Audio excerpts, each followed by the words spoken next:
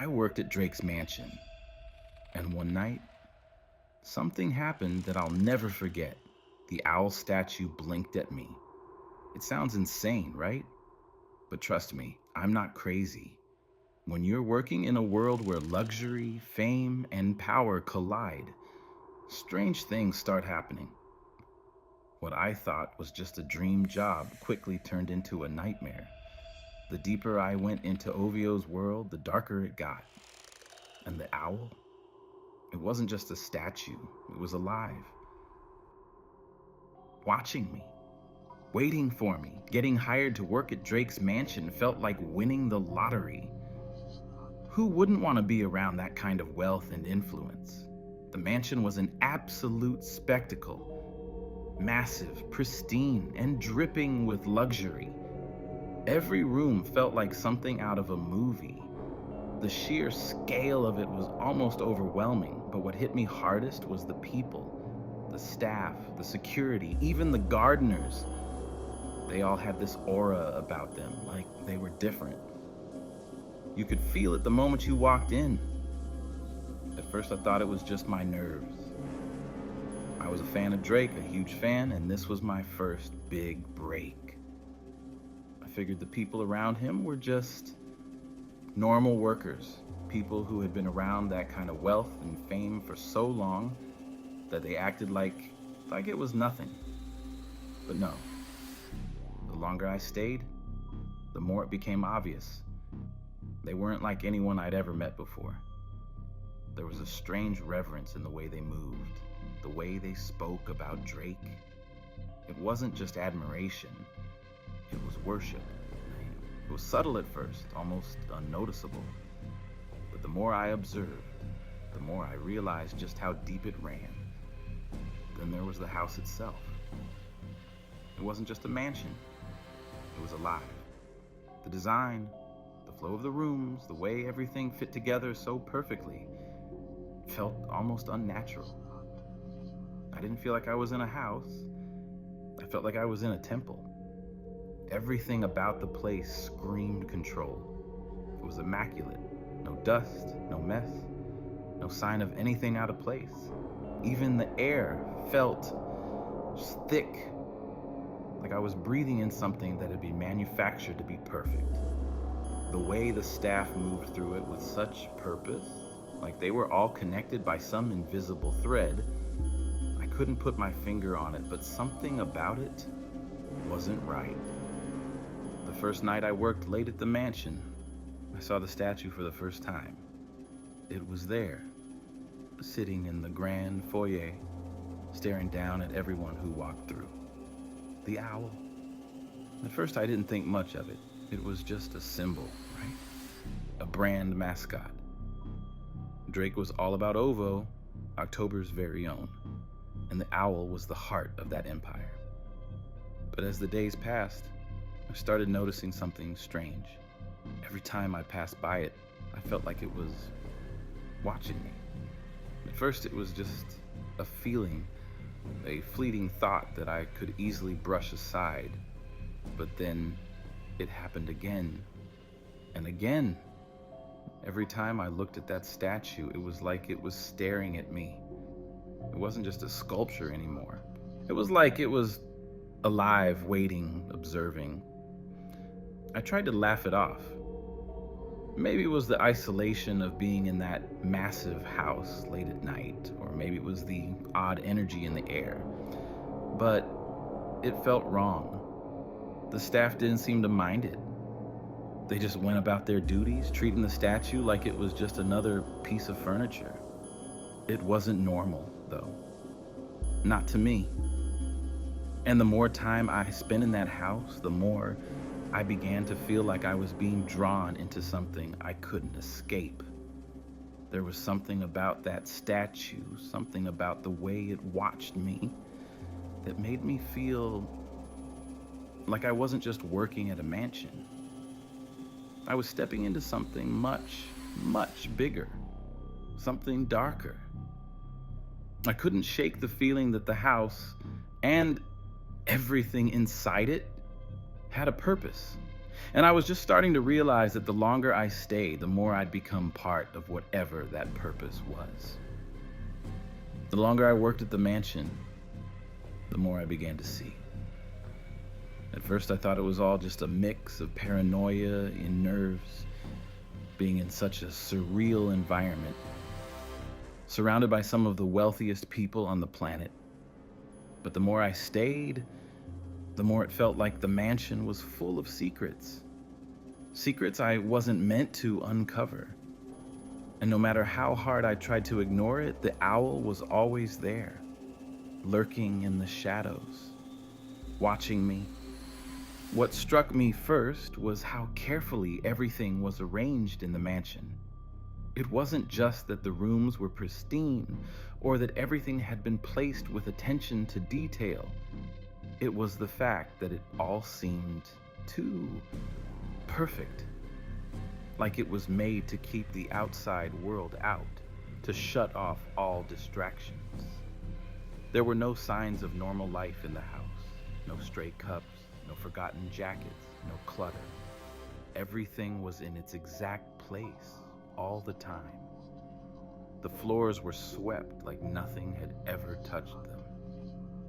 And the windows, every time I passed by them, I couldn't help but notice how they seemed to reflect a perfect, polished image of the world outside. But when you looked closer, something was missing. It was like the house itself was too controlled, like everything was part of an image being carefully crafted to fit a specific narrative. The first time I really noticed how deep the house went, I stumbled upon a door that I hadn't seen before. It was hidden behind a large velvet curtain in a hallway, tucked away in a quiet part of the mansion. At first I thought it was just another storage room. But when I pushed the curtain aside and opened the door, I found myself standing in front of a set of stairs that led downward into the dark. Something in me told me not to go down there, but curiosity got the better of me. So I took the stairs. What I found below wasn't just some old basement. It was like stepping into another world. The room was dimly lit, with candles placed in strategic spots, casting long, distorted shadows across the stone walls. There were strange symbols etched into the floors, marking out intricate patterns that I didn't understand. The air was thick, heavy with the scent of incense, and it had that cold, musty feel you get when you know you're in a place that's been untouched for a long time. But it wasn't abandoned. It was in use. There were chairs set up in a circle around a large, ornate table. At first I thought it was just another room for meetings, but then I saw it. The owl. Not just a statue like the one in the foyer, but something more. Alive in a way that I can't explain. It was huge, towering over the table, perched on a pedestal. Its eyes were fixed in a way that made me feel like it was staring right at me, as if it knew I was there, as if it was waiting for me to show up. I froze in place. My heart was pounding in my chest. I couldn't breathe. The feeling of dread crept up on me like a cold hand sliding down my spine. I had seen that statue in the foyer, sure, but this felt different. This felt alive in a way I couldn't shake. And there, in the flickering candlelight, I saw the faces of people gathered around the table. Their expressions were serious, almost solemn. They weren't looking at me, but I knew they knew I was there. They didn't flinch or react when they saw me standing in the doorway. Instead, they just kept murmuring to each other in a language I couldn't understand. It was like they were in a trance. I don't know how long I stood there, but I felt like the walls were closing in on me and I needed to get out. I turned to leave, but before I could take a step, a voice from behind me stopped me in my tracks. "You shouldn't be here," it said, soft but firm. I turned around and saw one of the staff members, the head of security, I think, standing in the doorway. His face was blank, expressionless, but his eyes were cold, almost like he was afraid of something. The words came out of my mouth before I could stop myself. "What is this place?" He didn't answer right away. Instead, he stepped forward, his face tightening. "You're not supposed to know about this," he said quietly. "Go back upstairs." I didn't argue. I just turned and left, my head spinning with questions I didn't want to ask. As I climbed the stairs, I couldn't shake the feeling that I had crossed the line. And as I got to the top, the door behind me creaked shut, sealing off whatever it was I had just uncovered. But I knew I wasn't meant to see that. That night, I couldn't sleep. The owl's eyes kept flashing in my mind, haunting me. I could hear whispers in my head like the voices from downstairs had followed me. The house felt colder now, darker. I couldn't shake the feeling that I had entered a part of Ovo's world that no one was ever supposed to see. The staff, too, had changed. They were no longer just strange. They were different. Their eyes were colder, more distant, like they weren't seeing me, but through me. It was like I had become part of something I didn't want to be a part of. And the worst part? It didn't matter how far I tried to run from it. Every step I took in that mansion only dragged me deeper into its grip. I didn't know it yet, but I was already part of something I couldn't escape. The mansion's secrets were far darker than I ever could have imagined. And the owl? It wasn't just a symbol anymore. It was a force that was slowly tightening its hold on me. After that night, the mansion felt different, heavier.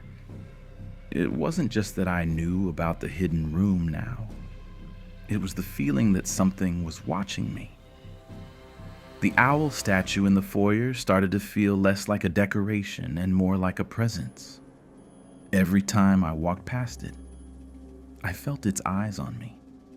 Not just physically, but in a way that went deeper, like it could see into my mind. I tried to laugh it off, chalk it up to my imagination playing tricks on me, but the feeling didn't go away. It was like the house itself was aware of me. I was never alone. Even when I was in rooms full of people, I felt like I was always being watched. It wasn't paranoia. It was real. Something in the air, in the walls, made me feel like I was being judged, like I was constantly on display. The staff moved around me in a blur, efficient, silent, almost too perfect.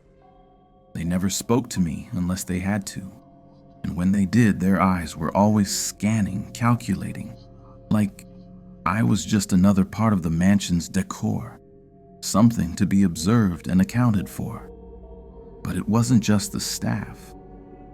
It was the mansion itself. I started to notice more subtle details.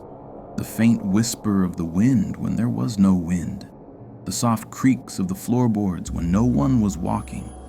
The way the lights seemed to flicker at certain times, just when I was alone. It felt like the house was alive, like it had a heartbeat of its own. And in the center of it all was the owl. The more I tried to ignore it, the more it became a part of my world. A world I didn't understand. One evening, after a particularly long day, I found myself alone in the foyer. The rest of the staff had gone home, and I stayed behind to finish some paperwork. I could feel the owl's eyes on me even before I looked up. It was almost like the air had shifted, becoming thick and charged. I hesitated, but something compelled me to look at it directly. And that's when it happened. I swear I saw it blink. The owl blinked. Not just a shift in the eyes, but a deliberate movement. A slow, deliberate blink as if it was acknowledging my presence, recognizing me. I froze. My heart skipped a beat. It wasn't possible. Statues didn't blink. It wasn't real. But there I was, standing in front of it, watching it do something that defied every rule of reality I knew. For a moment, I thought I was losing my mind. I rubbed my eyes, took a step back, but when I looked again, the owl was still staring at me, still alive in a way that I couldn't explain. It was breathing.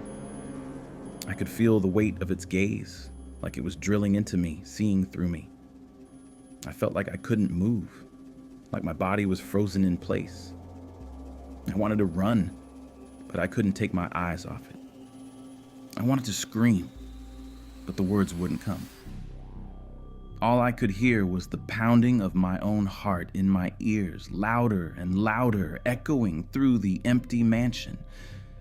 The feeling that something was about to happen was suffocating, and I couldn't stop it. The moment stretched on forever. But just when I thought I couldn't stand it any longer, the front door creaked open. I snapped out of my trance, my heart still racing. I quickly turned around, and standing in the doorway was the head of security, the same man who had warned me about the hidden room. "Are you okay?" he asked, his voice cold, but there was something else there. Concern, fear. I didn't answer right away. My throat felt dry, and all I could do was nod. I couldn't bring myself to tell him what I had just seen. I knew what I would sound like. Insane. But I knew what I had seen. And that was something I could never unsee. "You shouldn't be alone in here after hours," he continued, his eyes glancing nervously at the statue. "It's not safe." "What do you mean?" I asked, trying to mask the trembling in my voice. He looked at me like I had just asked the dumbest question in the world. "Just don't stay here too long. Trust me." He turned and walked away without another word, leaving me standing there, feeling like a piece of the puzzle I wasn't meant to solve. I stood there for a few more seconds, my eyes glued to the owl. It was waiting, almost like it was daring me to stay longer. But I couldn't. Not anymore. I turned around and left the foyer, but the feeling didn't go away. It was like the statue was in my mind now, following me, lurking in the corners of my thoughts. I couldn't escape it. I couldn't escape it. That night, I went to bed with the lights on. But even then, I could feel the weight of its gaze, like it was there in the room with me, watching, always watching. The next day, I tried to ignore it. I tried to brush it off, but I couldn't. The statue was still there, still alive, still watching me, and I realized then that it wasn't just the statue. It was everything in that house. Every detail, every shadow, every whisper in the walls, they were all connected to the owl. And whatever that thing was, whatever it was that lived in the heart of that mansion, it had already taken root inside of me. After the incident with the owl, something inside me changed. It was like a switch had been flipped, and I was no longer just an employee in the mansion. I was an outsider, an observer of something bigger, something that had taken root in that house and was slowly, methodically pulling me in. I knew I wasn't just seeing things. The owl, the mansion, the strange behavior of the staff. It wasn't just coincidence. It was all part of a much larger, darker picture. And I was just beginning to understand how deep it ran. One evening, after a long shift, I found myself walking the mansion's halls with a sense of unease gnawing at my gut. I had been staying later and later, unable to shake the feeling that I was being drawn into something I couldn't escape. I'd seen the staff go about their duties with an odd efficiency, but there was something more to it now. I could feel the weight of their eyes on me whenever I passed by. And that wasn't the worst part. It was the way they whispered, quietly, under their breath, like they were afraid of saying something too loudly. I caught fragments of conversations, phrases that didn't make sense, but sounded like they belonged to a ritual. Words like the path, the offering, and the time has come. It didn't take long before I realized that these weren't just casual conversations. They were preparing for something that was going to happen. One night, as I made my way through the hallway near the back of the mansion, I noticed something strange. A door that I'd never seen before was slightly ajar. It was at the end of a narrow hallway, and I hadn't even known there was a room there. My curiosity got the best of me, and I couldn't resist checking it out. What I found behind that door shook me to my core. The room was large and dark, with only a few candles casting flickering shadows on the stone walls.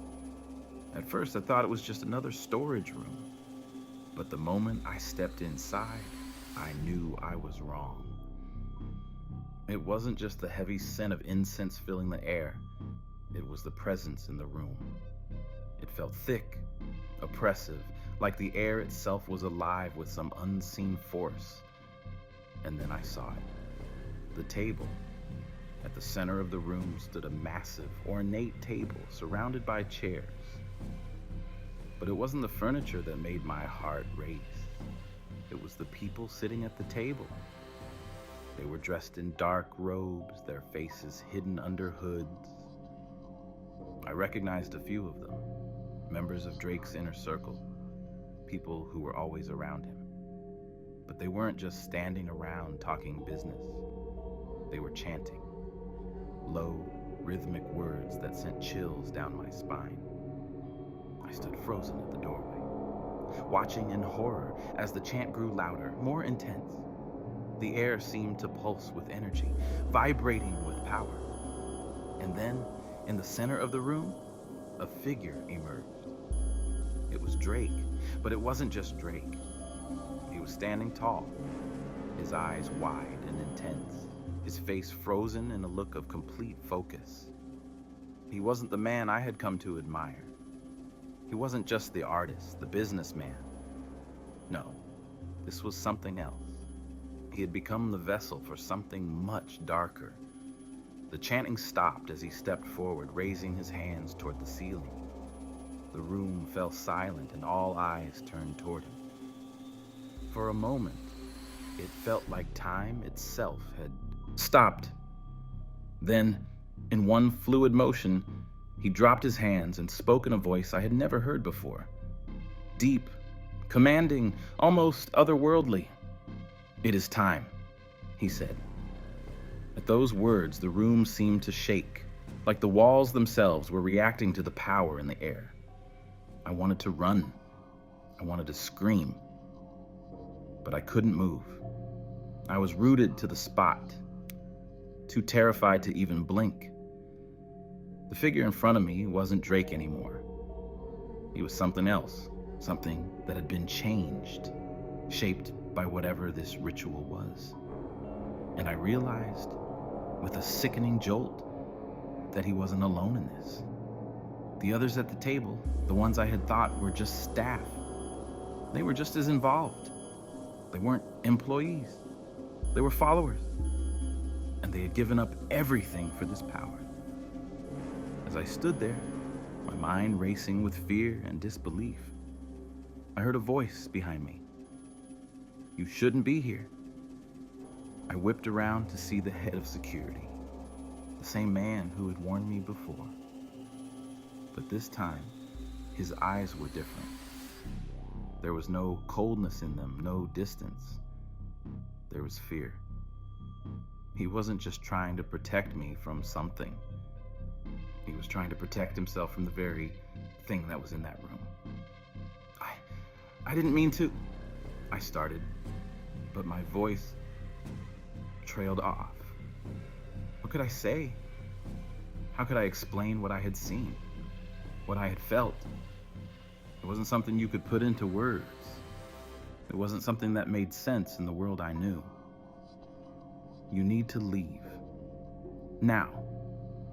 His voice was urgent, shaking slightly as he looked toward the room where the ritual was happening. I didn't need any more convincing. I ran. I didn't look back as I sprinted down the hallway, my heart pounding in my chest. I made it to the front door of the mansion, gasping for air, my legs shaking beneath me. But when I stepped outside, the cold night air hit me like a slap in the face, and I realized I wasn't free. I was still part of it. The mansion, the cult, the ritual, it had all rooted itself inside me, and no matter how far I ran, I knew one thing for sure. There was no escaping the owl. It had already claimed me, just like everyone else who had come into that house. It was just a matter of time before it took everything I had left. I tried to forget what I saw that night. The ritual, the chanting. Drake standing at the center like some kind of twisted prophet. But you can't forget something like that. It follows you. And the more I thought about it, the more I realized that everything I had witnessed was part of a much bigger system. A system I had unwittingly stepped into. The mansion wasn't just a luxurious home. It wasn't just the epicenter of Ovio's empire. It was a machine powered by something far darker than wealth or fame. The people around me, the staff, the inner circle, they weren't just doing their jobs. They were maintaining a balance, feeding the beast that had taken root in the mansion. A beast with an insatiable hunger. It became clear to me that Drake wasn't the only one paying the price for his success. It wasn't just about him. It wasn't about anyone in that mansion. They were all part of the sacrifice. The staff, the followers, even the ones who looked like they had it all. They were all in too deep. I could see it in their eyes, in the way they moved. They were marked, and they were slowly giving up pieces of themselves to keep the machine running. The mansion itself had a way of draining you. The more time I spent there, the more I felt it. The weight of it pressing down on me. Every corner, every shadow felt like it was watching me. It wasn't just paranoia anymore.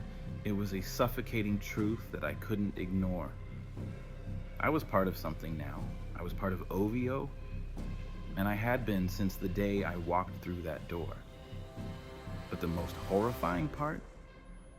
I started to feel like it wasn't enough. The mansion wasn't satisfied with just my presence. It wanted more. It needed more. The more I worked there, the more I noticed the subtle changes. The way the staff treated me. The way the mansion itself seemed to bend around me, pulling me deeper into its dark core. I wasn't just a worker anymore. I was a conduit. A piece of the puzzle that was slowly being locked into place. The owl had its eyes on me, and I was its next victim. But even though I could feel it, I couldn't bring myself to leave. I tried. I really did. I tried to walk away more times than I could count. But every time I did, something pulled me back. The mansion called me. It was like an invisible force had latched onto me, keeping me tethered to that place. Every time I thought I was free, it yanked me back in, and I had no choice but to obey. It wasn't just the mansion that had a hold on me. It was the people, the followers, the ones who had given themselves up completely to the owl. They weren't like normal people. They weren't even human anymore. Not in the way I understood it. They were something else. Something darker, more dangerous. And the more I saw of them, the more I realized that they weren't the ones at the top. They were the ones at the bottom, the ones who had given up everything to stay in the owl's favor. The more time I spent there, the more I learned about the cost of success. The price that Drake had paid to get where he was. It wasn't just money, fame, or power. No, it was much worse. He had given up his very soul to the owl, and the people who worked for him had done the same. They were all bound by the same curse, the same ritual, and it was costing them everything. I saw it in their faces, the way they looked at me with a strange mixture of fear and pity. They knew what I was becoming. They knew that I had already crossed the line, that I was already part of the system. But they also knew something I didn't. They knew that I was trapped.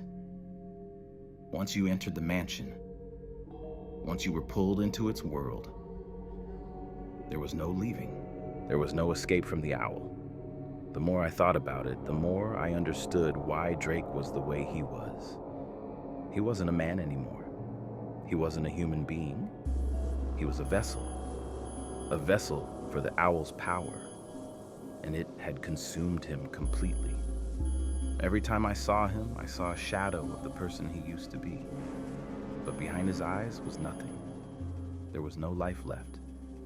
He was just a puppet, a tool to keep the cult alive. I watched him at one of the private events. It was one of those nights when everything seemed off, when the house felt like it was shaking with something more than just sound. There was a strange energy in the air, like something big was about to happen. Drake stood at the front, his hands raised, his eyes closed in concentration. He was leading the followers through some kind of ritual. I couldn't hear the words they were chanting, but I could feel it.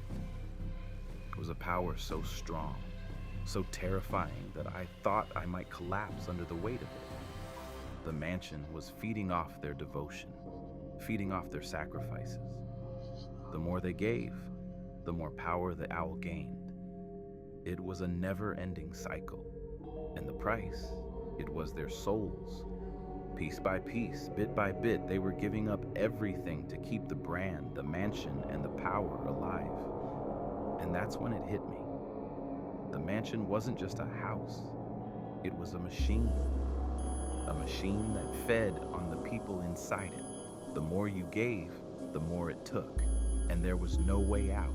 I was already in too deep. There was no leaving now. The mansion owned me. The owl owned me. And sooner or later, I would have to pay the price.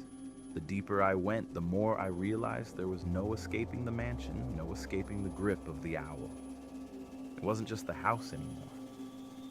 It was me. The more I stayed, the more I became part of it. Part of the web that stretched far beyond what I could see. I could feel the pull, the slow, steady tightening of its hold on me. It was like a trap, slowly but surely closing in. I tried to fight it at first. I told myself that it was just a job, that I was just here for the experience, the money, the opportunity. But every day, the house drained me a little more. Every day, I felt more like a puppet, strung along by threads I couldn't see. The mansion was alive, breathing, and every time I tried to leave, it pushed me back. I couldn't escape, not anymore. The staff, the ones who had been there longer than I had, knew it too. They knew that once you walked in, you couldn't just walk out. The mansion didn't let you. The brand didn't let you. The owl didn't let you. And I could see it in their eyes, the way they moved, the way they spoke, like they were all part of a ritual that had no end. It was like everything around me had been crafted to keep me inside, to keep me trapped in this gilded cage. The hall seemed endless. The rooms all blended together in a blur. I would walk down a hallway, only to find myself back where I started like I had never moved at all. The mansion didn't have an exit. There was no way out. The longer I stayed, the more I felt like I was being sucked into the walls themselves. And then something happened that shook me to my core. I had been in the mansion for weeks now, and every night I stayed up later trying to figure out what was really going on. I couldn't let go of what I'd seen. The rituals, the offerings, the sacrifices. I couldn't shake the thought that I had stumbled into something I wasn't supposed to see. Something bigger than all of us. One night, when I thought everyone else had gone to bed, I decided to sneak into the heart of the mansion, to the one place I hadn't dared to go, the basement. It was where I had heard strange noises late at night, where I had seen flashes of movement in the shadows. It was always locked, but I had noticed something odd. The key. It was always in the same spot, and every time I walked past it, I could feel it calling to me. I took the key and unlocked the door. What I found downstairs was not what I expected. It wasn't just a basement. It was another world. The air down there was thick, humid, filled with the scent of damp stone and something else, something sweeter, like decay, like the air itself had been soaked in blood. The room stretched out in front of me, long and dark, the walls adorned with strange symbols, some familiar, some alien, but the most terrifying part, the owl was there. Not just one statue, but dozens. Each one was different, some larger, some smaller, but they all shared the same look, watching, waiting. I stepped further into the room, my heart pounding in my chest. I could feel the walls closing in on me. I was no longer in control. The mansion, the brand, the cult, it was all real, and now I was trapped in it. The deeper I went, the more I could hear low murmurs, voices chanting in unison. It sounded like a prayer, but there was no peace in it, just a sense of urgency, of need. Then I saw them, the staff, the ones who had been working at the mansion for years, but they weren't just employees anymore. They had become something else. They stood around the statues, hands raised as if offering themselves up to the owl. They were part of the ritual. They were giving themselves away bit by bit in exchange for the power, the success, the wealth. They weren't human anymore. They were possessed. My breath caught in my throat as I realized what I was seeing. They weren't just servants. They were vessels, offering up everything they had for the promise of more power, more success, more fame. The owl wasn't just an idol, it was a force, feeding off their devotion, their sacrifices. It wasn't just about OVO, it was about control. It was about feeding the beast that lived at the heart of the mansion. I stumbled back, my hands shaking, my head spinning. I had to leave, I had to get out. But as I turned to go, I felt a hand on my shoulder, cold, firm. I whipped around and there he was, the head of security standing behind me, his face a mask of stone. "You shouldn't have come down here," he said, his voice low, almost apologetic. I don't understand. What is this?" My voice trembled as I spoke, the weight of what I had seen crashing down on me.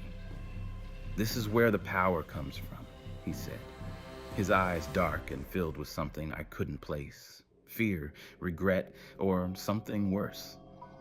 "This is where the brand lives. The owl. It's not just a symbol.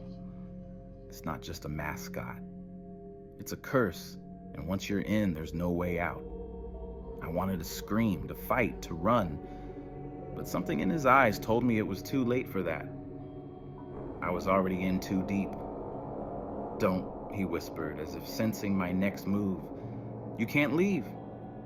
You've already given yourself to it. To OVO, to the owl. I wanted to argue. I wanted to scream that I hadn't chosen this, that I didn't want any part of it. But as he spoke, I realized something.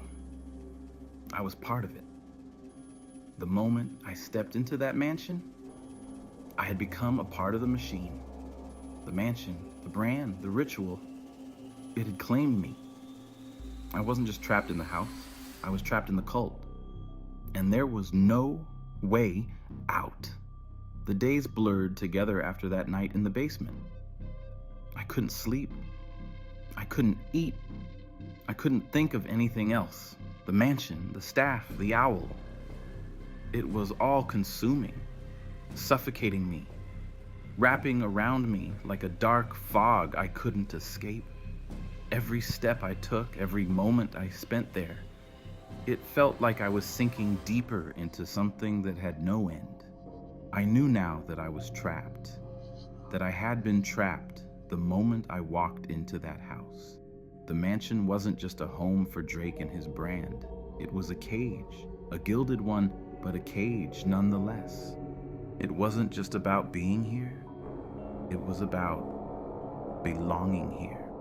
And once you belonged, you couldn't get out. Not unless the owl let you. I could feel the eyes of the staff on me more than ever, like they were waiting for me to choose. I wasn't just another employee. I was part of the system now. There was no going back. But that didn't mean I didn't try. I tried to leave. Tried to get out of that house, but every time I moved toward the door, it felt like something pulled me back. The mansion was alive, and it wasn't ready to let me go. One night, when I thought I was alone, I was pulled into a private meeting with Drake himself.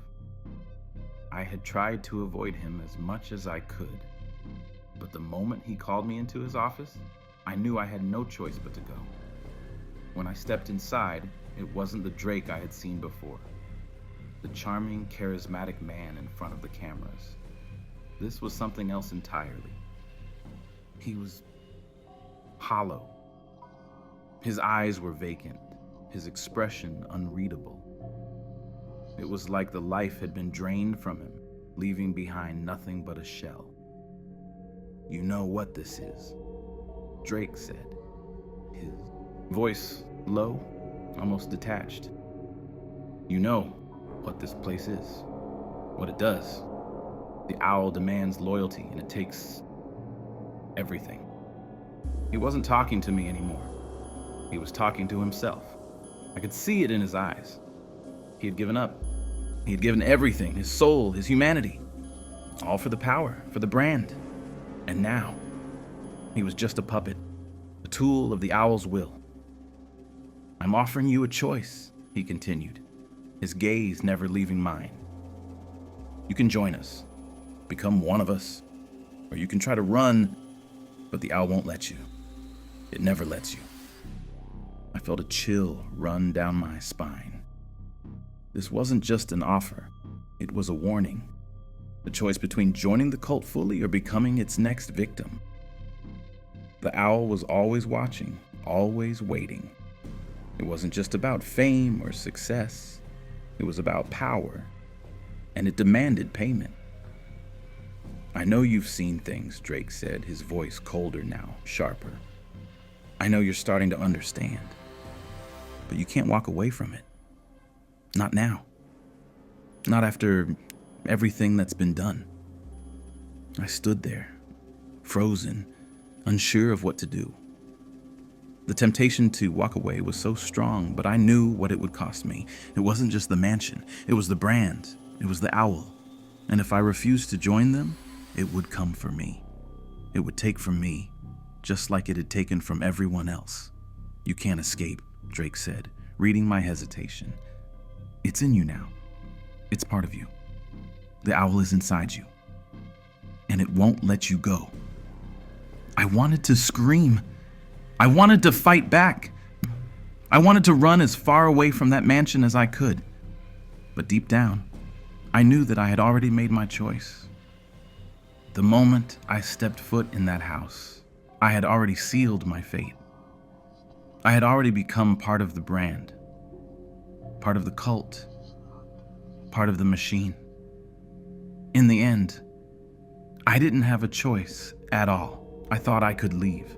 I thought I could escape the mansion, escape the brand. But I was wrong. The moment I stepped into that house, I gave up my freedom. The owl had marked me, claimed me, and now it owns me. Every night, I can feel its eyes on me, watching, waiting. Every shadow in my life now feels like it's waiting for me to slip up. I thought I could outrun it, but the truth is, the mansion never lets you go. No one leaves. The owl always comes back for what it's owed. And no matter where I go, I know the brand will follow. The mark will follow. The cult will follow. I left, but I'll never be free. The owl is always watching, and sooner or later, it will come for me again.